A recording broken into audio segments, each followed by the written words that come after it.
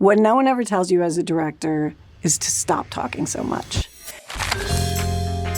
Hi, I'm Jennifer Getzinger. I'm a director. My credits include Mad Men, Westworld, The Penguin. And this is what no one tells you.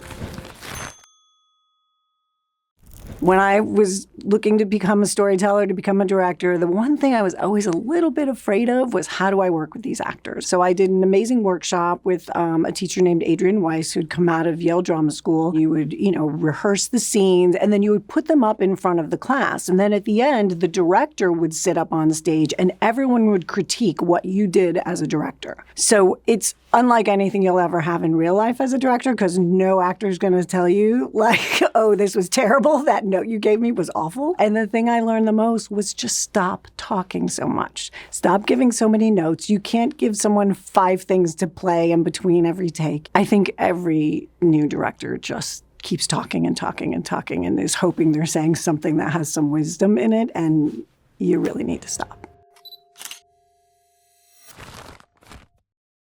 I was working as a script supervisor for the pilot episode of Mad Men for AMC. So the creator, Matt Weiner, said to me, well, we're going to go shoot the show in Los Angeles, and I want my core team to come with me. As a script supervisor, he wanted me to move to Los Angeles. And I said, well, okay, I'm open to moving to Los Angeles, but can I direct an episode? And he said to me, look, I believe in you.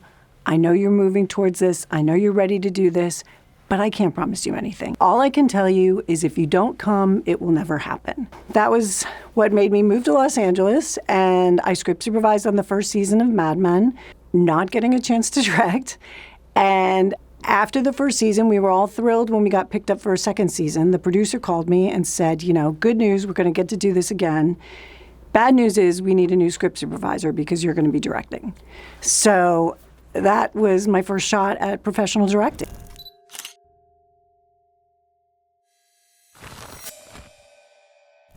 On The Penguin, we had such amazing actors with Colin Farrell and Kristen Milotti, and I came in to do the finale, which is where the actors have established their characters, and especially Colin had created this character already in the movie. We had a scene where he comes in and finds his mother in a vegetative state, and it was a very emotional scene for Colin.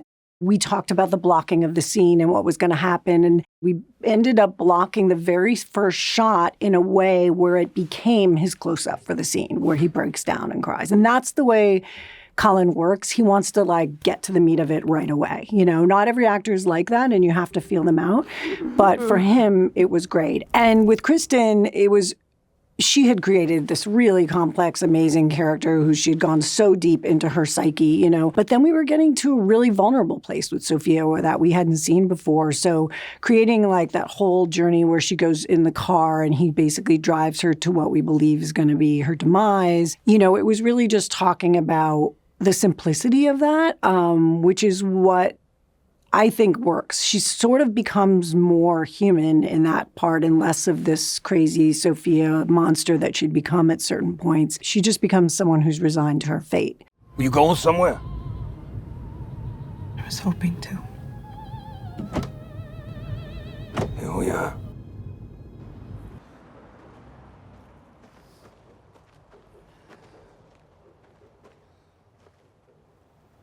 How's your mom?